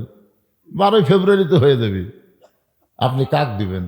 আপনি দিবেন আপনার আমানতটা কাক দিবেন? আপনার আমানত, এত বড় ভোট, আপনার যে আমানত আল্লাহ আপনাকে দিছে, এটা কি আপনি দেখে শুনে দিবেন না? আজকে তো আমাদের এলাকায় মিছিল হচ্ছে, আমার ভোট আমি দিব, যাকে খুশি তাকেই দিব। যাকে খুশি তাকে দিবার পারবেন না তো। আমার ভোট আমি দিব দেখে শুনে বুঝে ভালো মানুষকে দিব। জোরে কোন কথা ঠিক কিনা? ভালো মানুষকে দিব।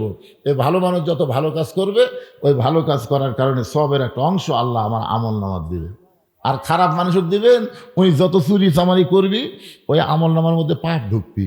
হাসের ময়দানে দেখবেন আপনার আমল নামার মধ্যে বস্তা আছে, সিমেন্টের রড আছে, ইটে আছে। কেরে আমি জীবনে মেম্বার চেয়ারম্যান হইনি, আমার আমল নামার বস্তা সিমেন্ট ইট কেন? পাগলা, তুই যাক ভোট দিস তুই মারিছে। তুই মারলে খালি ওর মারা হলো, তোর মারা হলো না? তুই যে সাক্ষী দিলি।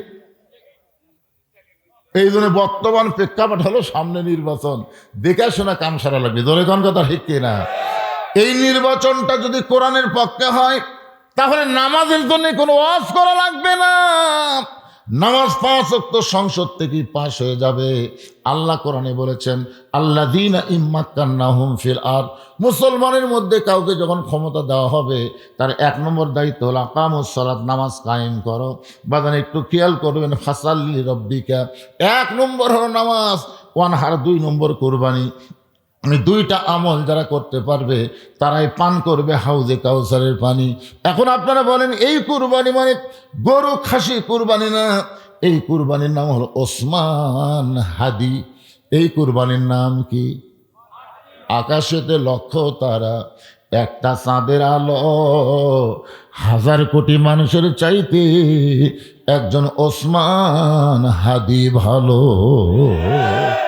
এই কুরবানি মানে বাতিলের সঙ্গে আপোষ করা না, এই কুরবানি মানে বাতিলের সঙ্গে আপোষ না করে হকের পক্ষে প্রয়োজন হলে নিজের জীবন দেওয়া লাগতে পারে। ধরে কোন কথা কন না কেন?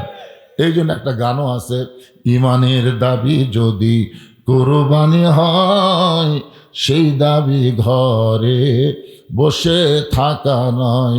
ইমানের দাবি হলো কিছু বিনিময়, সেই বিনিময় যদি কলিজার ঘাম হয়, এই ঘাম দিতে যেন তৈরি থাকি। ওগো দয়াময় আমার আল্লাহ দয়াময়। আল্লাহু আকবার। আল্লাহ তাআলা আমাদের সকলকে এই নামাজ আর কুরবানি আমল করে হাউজে কাউসারের পানি যেন পান করতে পারি। আল্লাহ কবুল করুক, জোরে কোন আমিন।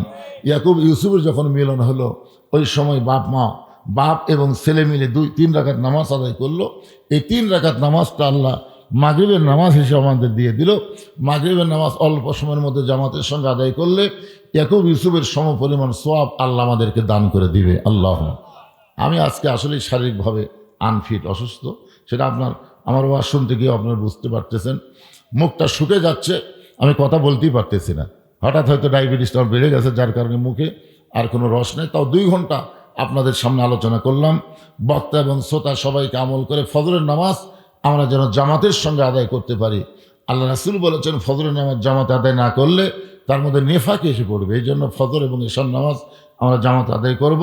আমার মা বোনদের জন্য বলবো, মা আপনারা পর্দায় থাকবেন, সবাই ইস্তেগফার পড়েন। আস্তাগফিরুল্লাহ রব্বি মিন কুল্লি জামবি ওয়া তুবু ইলাইহি, আস্তাগফিরুল্লাহ রব্বি মিন কুল্লি জামবি ওয়া তুবু ইলাইহি, লা হাওলা ওয়ালা কুওয়াতা ইল্লা বিল্লাহিল আলিয়্যিল আযীম। হ্যাঁ, দোয়া নতুন বছর আল্লাহ ইনশাল্লাহ ভালোই রাখবে ইনশাল্লাহ, যদি এইটার পক্ষে আমাদের রায় হয়। ঠিক কিনা বলেন? ভালো তো নিজের থেকেই। জাহারাল ফাজলু মিনাল বাররি ওয়াল বাহার বিমা কাসাবাত আইদিন নাস, জলে স্থলে যত কিছু হয় সব বান্দার হাতের কামাই। আমাদের এই ডান হাতটা বিসমিল্লাহকে জাগা মতো মারি হবি, জোরে কোন কথা রেখে, তাহলে ইনশাল্লাহ নতুন বছর আমাদের ভালো হবে। আল্লাহ কবুল করুক। সভাপতি সাহেব কিছু বলবেন আপনারা? জি, বলার অর্থ হলো, এটা দাও।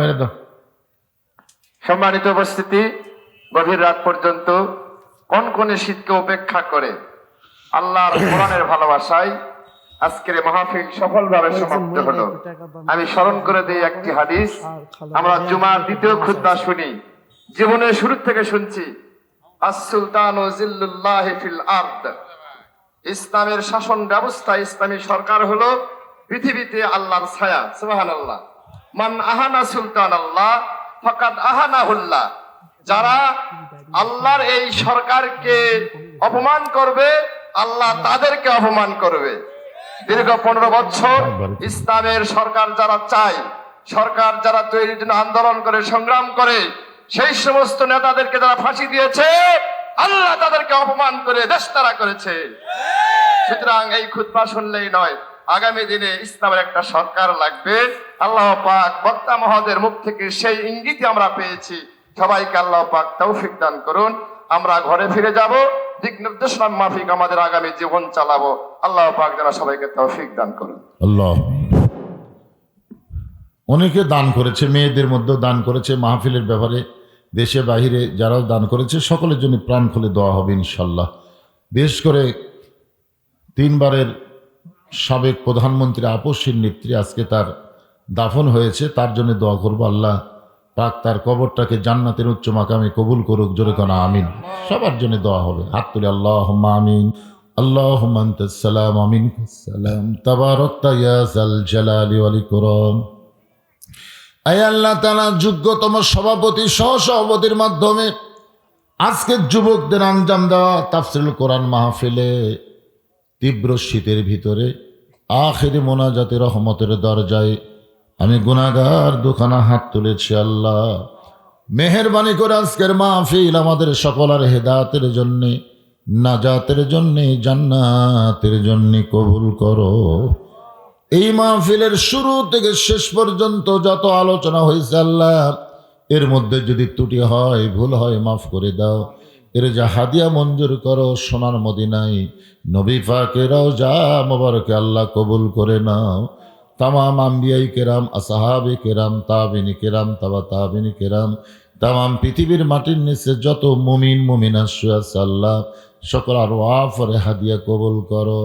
আল্লাহ আমরা যারা হাত তুলেছি, আমাদের মধ্যে যাদের দুঃখিনী মা কবরে চলে গেছে, ছোট্ট একটা শব্দ হলো মা, এই নামের কি মধু, যাদের মা নাই তারাই বুঝতেছে। এই দরদের মা যাদের কবরে গেছে আল্লাহ, মেহেরবানি করে মায়ের কবরকে জান্নাতের টুকরা বানিয়ে দাও। আমাদের দরদের বাপ বাড়িঘর সহায় সম্পত্তি সব রাইখা ইতিম হয়ে যাদের কবরে গেল আল্লাহ, মেহেরবানি করে বাবার কবর জান্নাতের টুকরা বানায় দাও। আমাদের দাদা দাদি নানান আত্মীয় স্বজন শ্বশুর শাশুড়ি যাদের কবরে গেছে আল্লাহ, কবরবাসীদের মাফ করে দাও। আল্লাহ পূর্ব পাতুরিয়া সরকার পাড়া মসজিদকে কিয়ামত পর্যন্ত কবুল করে নাও। যেই যুবকেরা কষ্ট করে মেহনত করে এত সুন্দর আয়োজন করেছে আল্লাহ, যুবকগুলোকে 5 ওয়াক্ত নামাজি কবুল করে নাও।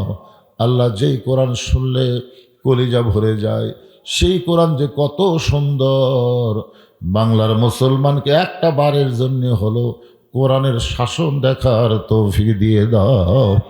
আয় আল্লাহ তাআলা, আমার মা বোনেরা পর্দার অন্তরালে বসে বসে ওয়াজ শুনেছে, আবিদা সালিহা পর্দানশী কবুল করে মা ফাতেমার চরিত্র দান করো। আল্লাহ আমি অসুস্থ, আমার মতো অসুস্থ অবস্থায় যারা হাত তুলেছে সবাইকে সুস্থতার নিয়ামত দান করে দাও। আজকের মাহফিলের সম্মানিত সভাপতিকে আল্লাহ তুমি কবুল করো, সহসভাপতি কবুল করো, মসজিদ কমিটির সভাপতি, সহসভাপতি, সেক্রেটারি, আল্লাহ মসজিদের ইমাম, মুয়াজ্জিন, খতিব, মুসল্লিদের আল্লাহ তুমি কবুল করো। আল্লাহ গোটা বিশ্বের মুসলমানকে আল্লাহ তুমি হেফাজত করো। খাস করে তোমার দরবার আরজ করি আল্লাহ, দেশ নেত্রী বেগম খালেদা জিয়া আলেমুল আমাদের অত্যন্ত ভালোবাসতেন। মহিলাটা অত্যন্ত ভদ্র ছিল, তার ভাষার শালীনতা ছিল, কোনোদিন কাউকে কটাক্ষ করে এমন কোনো কথা বলে নাই। সেই ভালো মানুষটা আজকে দুনিয়া থেকে চলে গেল। আল্লাহ চলাফেরায় যদি কোনো ত্রুটি ভুল হয়ে যায় মাফ করে দিয়ে তার কবরটাকে জান্নাতের টুকরা হিসাবে কবুল করে নাও।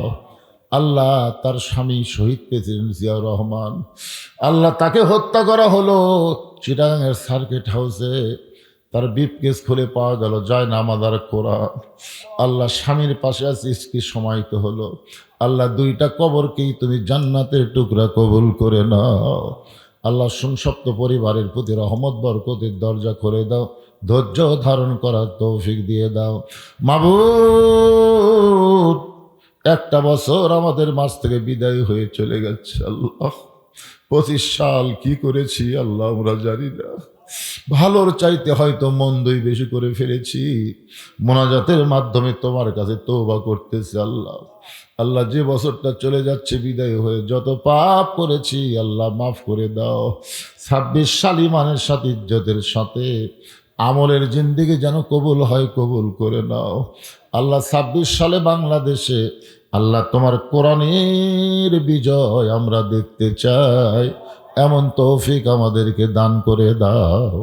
সুবহানা রাব্বিকা রাব্বিল ইজ্জাতি আম্মা ইয়াসিফুন ওয়া সালামুন আলাল মুরসালিন ওয়ালহামদুলিল্লাহি রাব্বিল আলামিন। ওয়াজাল আখিরাতি কালিমাতুন ইনদাল মাউত লা ইলাহা ইল্লাল্লাহু মুহাম্মাদুর রাসূলুল্লাহ সাল্লাল্লাহু আলাইহি সাল্লাম। আসসালামু আলাইকুম ওয়া রাহমাতুল্লাহি ওয়া বারাকাতুহু।